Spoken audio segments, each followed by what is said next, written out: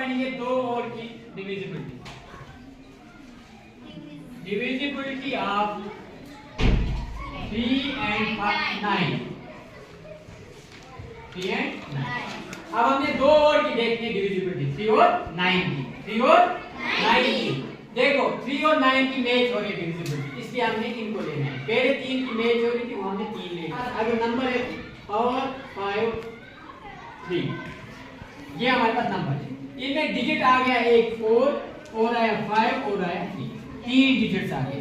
इन digits को मुझे add करना है। क्या करना है? मैं करूंगा 4 + 5 + 3।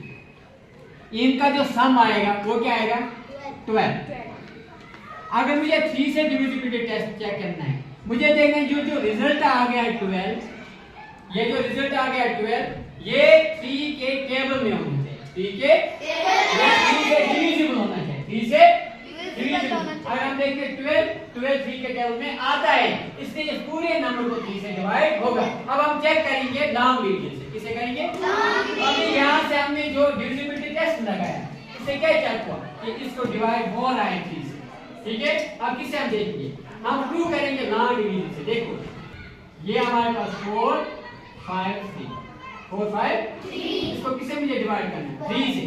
डिवाइड क्या आना चाहिए? 0। डिवाइड क्या आना चाहिए? अब हम कहेंगे ये 3 से डिविजिबल है। हम करेंगे 3, यहाँ काम 3 1 3, यहाँ क्या बचा? 1, यहाँ से आएगा 5, 3 5 15, यहाँ से आ जाएगा 3 3 1 3, रिमाइंडर है 0। इससे हमें ये पता चला जो डिविजिबिलिटी टेस्ट है वो प्रूव हो गया। यहाँ से हमने क्या मिला? इनका सम क्या मिलना चाहिए? 3 के टेबल में। 3 के टेबल में, ये 3 के टेबल में मिल गया, इसलिए इसको डिवाइड हो रहा है।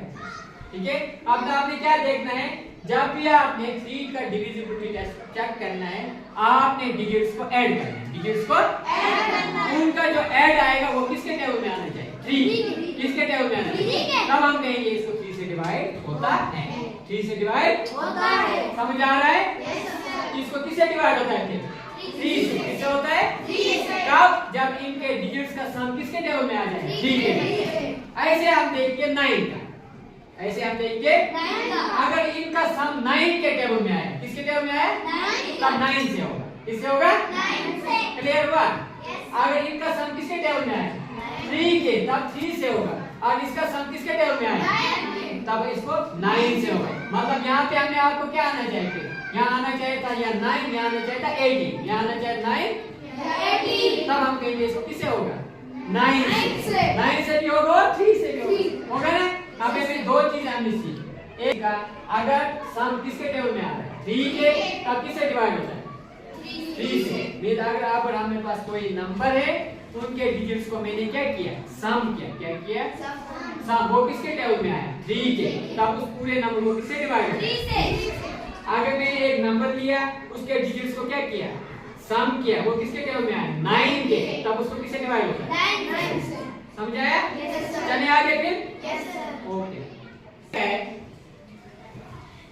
3 का एक number is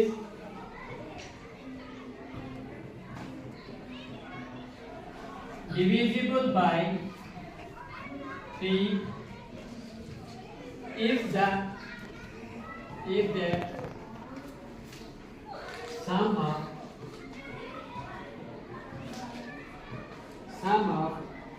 its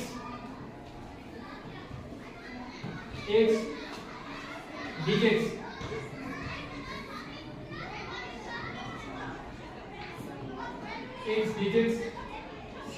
is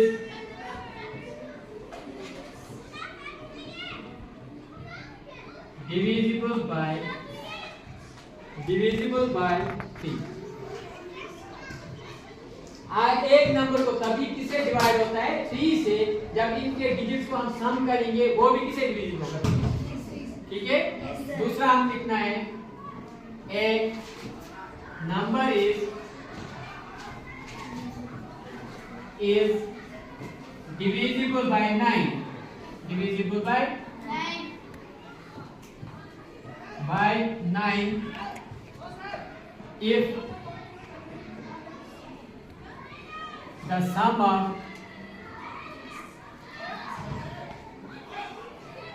of its digit 9 by 9।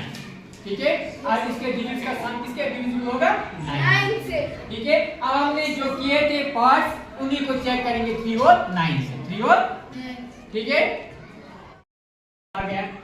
ठीक है, अब हम यहाँ पे लेंगे किसका 3 और 9 अलग। 3 के लिए मुझे इनको सम करना है। देखो 4 और 5 हो गए 9, 4 और 5 हो गए 9 और 9 हो गए 18, 9 और 9 हो गए 80। 3 के टेबल में आता है, यस 3 के टेबल में आता है, इसलिए इसको 3 से होगा। 18 9 के टेबल में भी आता है, इसलिए 9 से भी होगा। ठीक है, अब इनको 2 और 2 हो गए 4, 4 और 8 हो गए 12, 12 और 8 हो गए 20, 23 के टेबल में आता है नहीं, इसलिए 3 से नहीं होगा। 29 के टेबल में आता है नहीं, इसलिए 9 से भी नहीं। आप देखते हैं थर्ड पार्ट 3 और 5 हो गए 8 और 7 हो गए 15 आता है। 15 9 के टेबल में आता है नहीं आता है।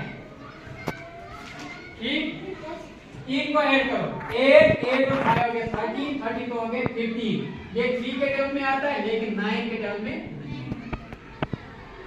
ठीक है, अब 1 और 4 कितने हो गए 5 और 2 7, 7 और 6 13 और 5 18 दोनों के टेबल में आता है। ठीक है, अब इनको ऐड करो 8 और 2 10, 10 और 5 15, 15 और 6 21, 21 और 4 25। ये दोनों के टेबल में नहीं आता, इन दोनों से डिविजिबल नहीं है। यहाँ करो 6 और 3 9, 9 और 9 18 दोनों के टेबल में आता है। ठीक है, यहाँ पे 9 और 9 18, 18 और 3 21, 21 किसके टेबल में आता है 3 और 3 से होगा लेकिन 9 से 1 और 2 3 और 3 6 3 के टेबल में आता है लेकिन 9 के टेबल में नहीं आता है। ये याद रखना, जिसको 9 से होगा, जिसको 9 से होगा उसको जरूरी है 3 से होगा, जिसको 9 से होगा उसको जरूरी है 3 से होगा, लेकिन जिसको 3 से होगा उसको जरूरी नहीं है 9 से। ये चीज आपने याद